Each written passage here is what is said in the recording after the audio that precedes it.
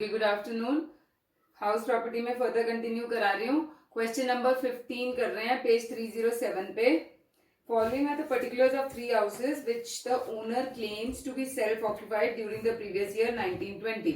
अब मैंने आपको बताया था कि इनकम टैक्स डिपार्टमेंट सिर्फ 2 हाउसेस सेल्फ ऑक्यूपाइड मतलब अलाउ करता है आपको रखना, और यहाँ पर 3 हाउसेस दिए हुए हैं और लास्ट में उन्होंने पूछा हुआ है advise the owner as to which 2 houses he should choose as self-occupied for assessment year 2021 on the basis of the total income mechanism। तो हम सबसे पहले इसके अंदर हमारे को ऑप्शंस लेकर बताना है, तो हम ऑप्शन 1 लेते हैं। सबसे पहले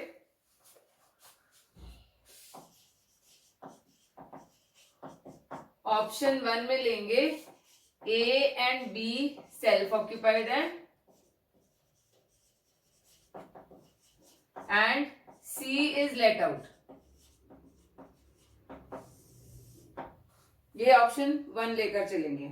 अब अगर ये ऑप्शन है तो सबसे पहले हाउस ए का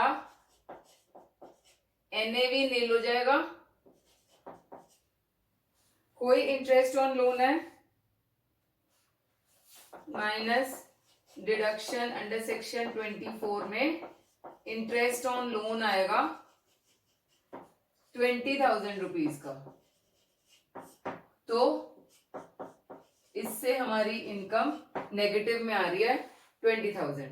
फिर हाउस बी का एनएवी अगेन निल लेंगे माइनस डिडक्शन अंडर सेक्शन 24 में इंटरेस्ट ऑन लोन आएगा 15,000 रुपीज। तो इससे भी हमारी इनकम नेगेटिव में आएगी 15,000 की। अब हाउस बी हाउस सी ये लेट आउट है और हमारे को म्यूनिसिपल रेंटल वैल्यू दी हुई है, बस हमने वही लेके चलना है क्योंकि वही एआरवी है, रेंट तो है ही नहीं है क्योंकि तीनों सेल्फ ऑक्यूपाइड दिखाया हुआ है।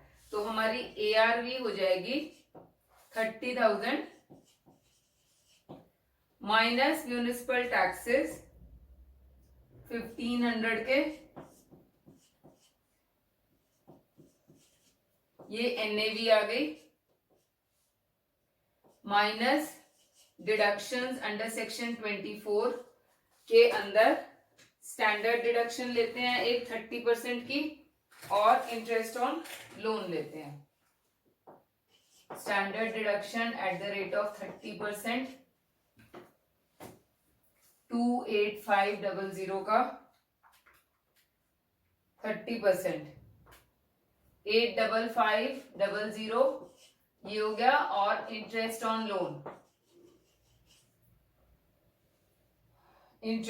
लोन है 18,000 का। ये दोनों माइनस कर दो 26,550, तो इससे हमारी इनकम आ रही है 1950। तो इस ऑप्शन में हमारी इनकम फ्रॉम हाउस प्रॉपर्टी आ रही है, इसको मतलब ऐड और सब्ट्रैक्ट करके 35,000 माइनस 1950, नेगेटिव में आ रही है 33,050। उसके बाद हमारे को अदर इनकम दी हुई है 4 लाख की, तो अदर इनकम लिख के अब हाउस प्रॉपर्टी का मैंने बोला था करंट ईयर का लॉस किसी भी हेड से किसी भी और इनकम से सेट ऑफ हो सकता है, तो इसको हम सेट ऑफ कर सकते हैं अप टू कितना अमाउंट तक सेट ऑफ कर सकते हैं करंट ईयर में 2 लाख तक। तो 4 लाख में से 33,050 माइनस कर दो, इसकी इनकम 366,950 आ जाएगी टोटल इनकम ऑप्शन 1 में। अब ऑप्शन 2 देखो, ए और सी को ले लेते हैं सेल्फ ऑक्यूपाइड,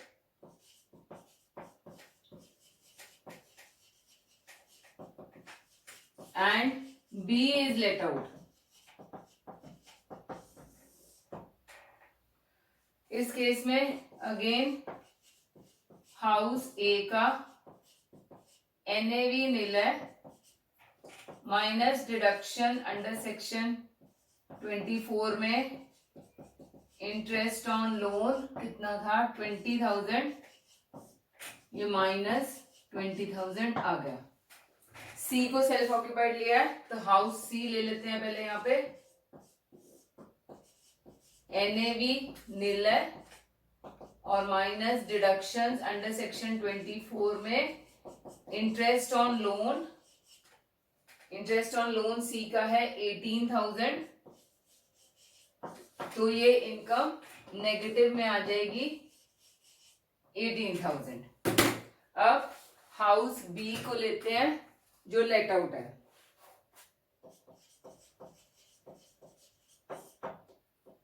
ARV इस केस में हाउस बी की हो जाएगी 24,000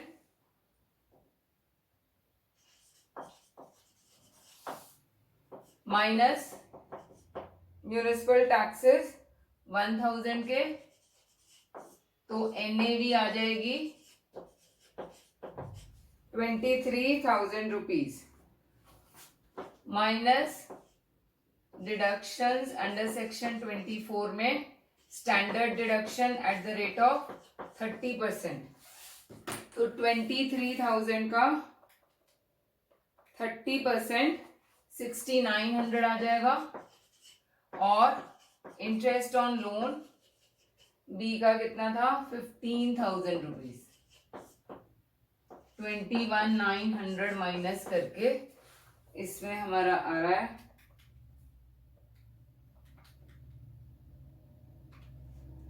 1,100 का इनकम आ रही है.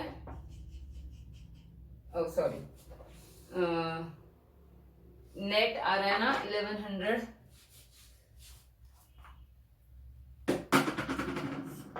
तो इनकम फ्रॉम हाउस प्रॉपर्टी हमारा हो जाएगा ये दोनों 38,000 माइनस 1,100 करके माइनस 36900. और इसमें अदर इनकम आएगी हमारी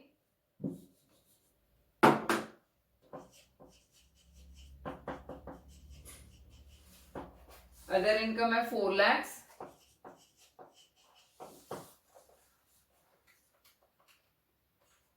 $363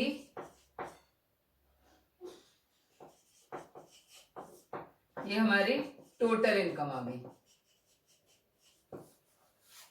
सेकेंड ऑप्शन में. अब थर्ड ऑप्शन में हमने किस किस को सेल्फ, ए को लेट आउट ले लेते हैं, B and C self occupied ले लेते हैं इसके अंदर.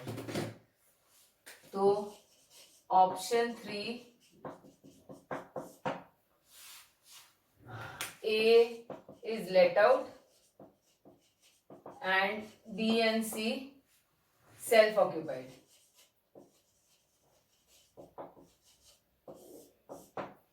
तो हाउस ए का ही ले लेते हैं पहले. ARV कितनी आएगी हाउस ए की 36,000 माइनस म्यूनिसिपल टैक्सेस 2,000, 34,000 हो गया. NAV minus deductions under section 24 में standard deduction at the rate of 30%. 34,000 का 30% 10200 और इंटरेस्ट ऑन लोन 20,000. 30,200 हो गया.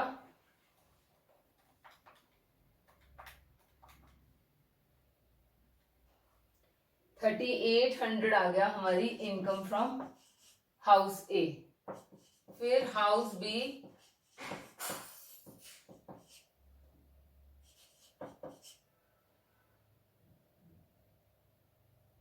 NAV नील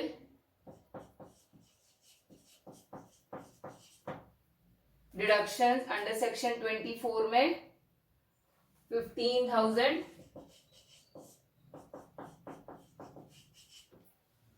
नेगेटिव में आ गया 15,000,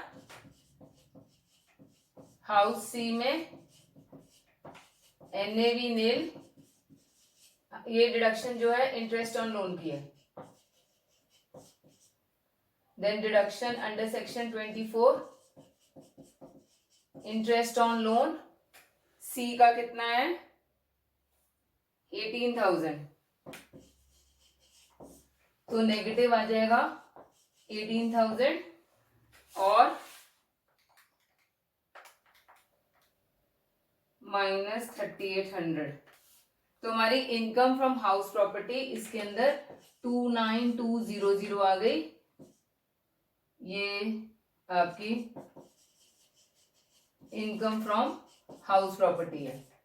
और अदर इनकम हमारे को दी हुई है 4 लाख,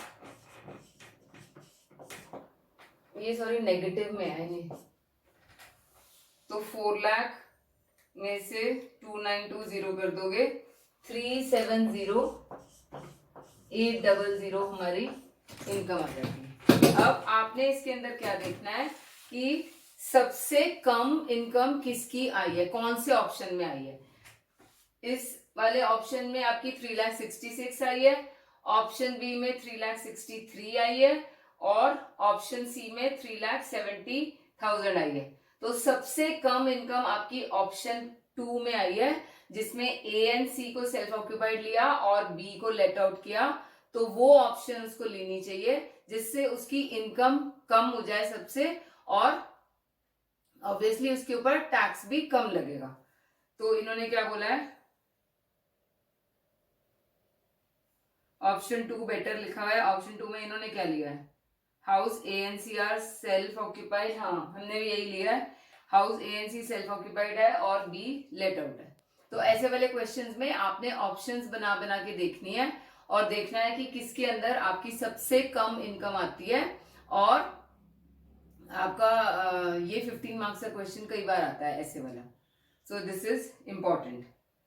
देन क्वेश्चन नंबर 17 करा रही हूं मैं। Mr. Shrikant owns a house, the particulars of which are given below for the previous year 1920. Annual rent house ए का दिया हुआ है, ए बी का दोनों दिया हुआ है, और लास्ट में दिया हुआ है nature of occupation, house A self occupied है और हाउस बी लेट आउट है। Calculate the income from house property for the assessment year 2021 assuming the assessing officer is satisfied with the non recovery of the rent। तो इसको निकालते हैं।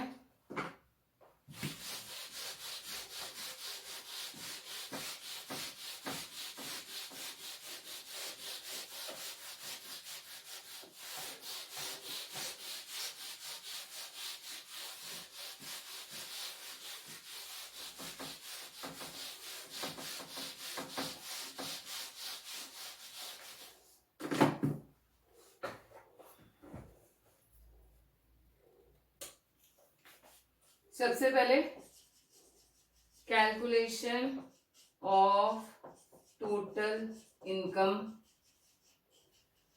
Of mister Shrikant for assessment year 2020-21।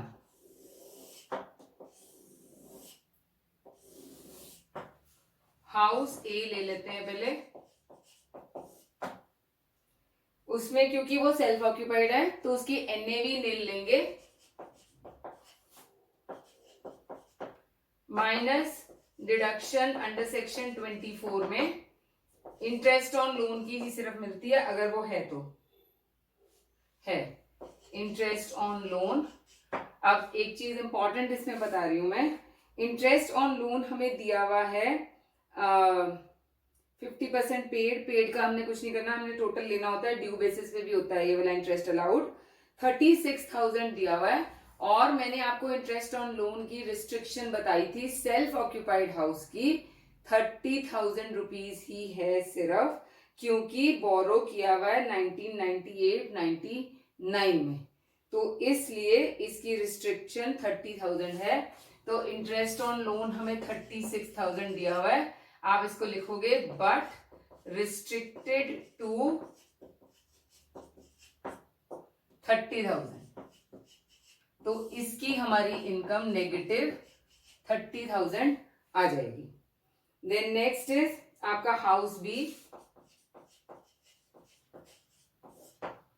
House B के अंदर देखो हमारे को MRV दी हुई है 1,60,000 की, FRV दी हुई है 1,80,000 की, विच एवर इज हायर हमारी 1,80,000।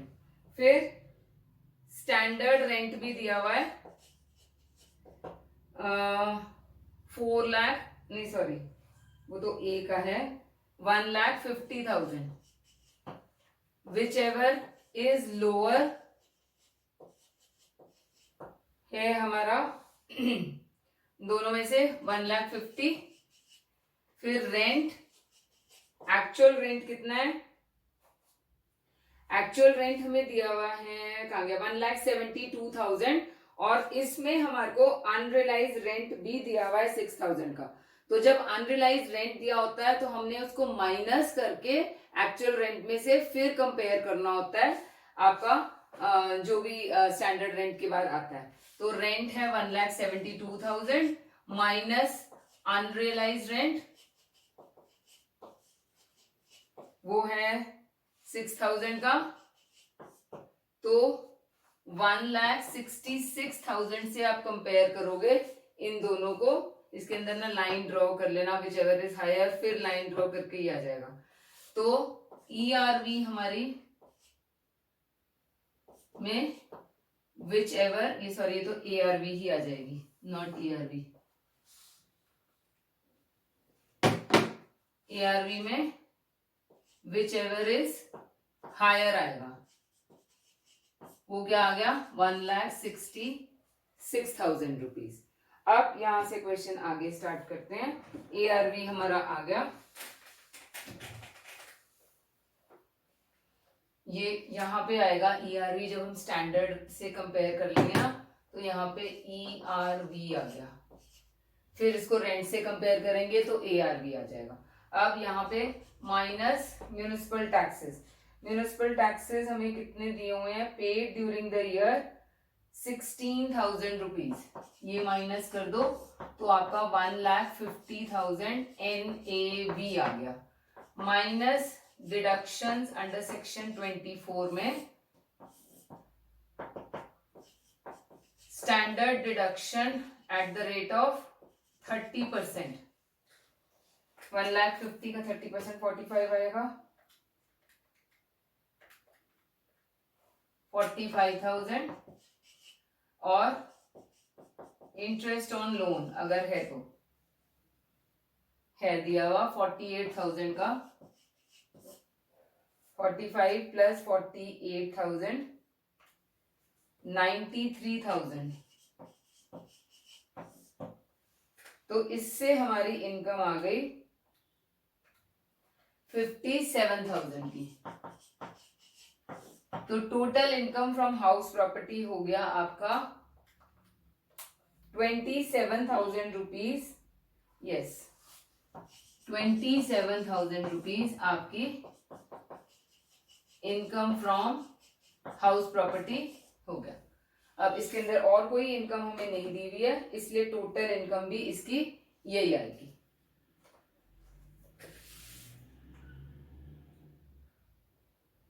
ओके, क्वेश्चन नंबर 16 में देखो, इसके अंदर आपको सैलरी दी हुई है 20,000 पर मंथ की, इसमें से आपने स्टैंडर्ड डिडक्शन माइनस कर दिया है 20,000 इंटू 12 करके 2,40,000 हो गया, माइनस 50,000 की स्टैंडर्ड डिडक्शन करके वो आपकी सैलरी इनकम आ गई।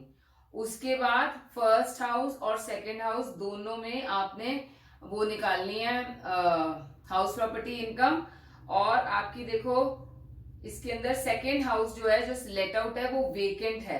तो जब आप ये कंपेयर करोगे, यहाँ पे दिया हुआ MRV FRV, हाँ म्यूनिसिपल वैल्यूएशन ऊपर दी हुई है 30,000 फॉर ओन रेजिडेंट और दूसरे की 25,000, और रेंट भी दिया होगा, हाँ रेंट भी दिया हुआ 2,500 पर मंथ। तो आपने जो भी आपकी ये म्यूनिसिपल वैल्यूएशन और रेंट को करके जो भी आपका ईआरवी आएगी उसमें से फिर वेकेंसी माइनस करके फिर क्वेश्चन स्टार्ट होगा। अनरियलाइज रेंट में क्या करते हैं हम, पहले माइनस करके फिर कंपेयर करते हैं। यहाँ पे आप पहले कंपेयर कर लोगे, जो दोनों में से हायर आएगा उसमें से वैकेंसी माइनस करके फिर आप एआरवी फाइनल निकालोगे और फिर क्वेश्चन आगे का चलेगा। तो question number 16 is your homework and question number 18 भी आपका होमवर्क है।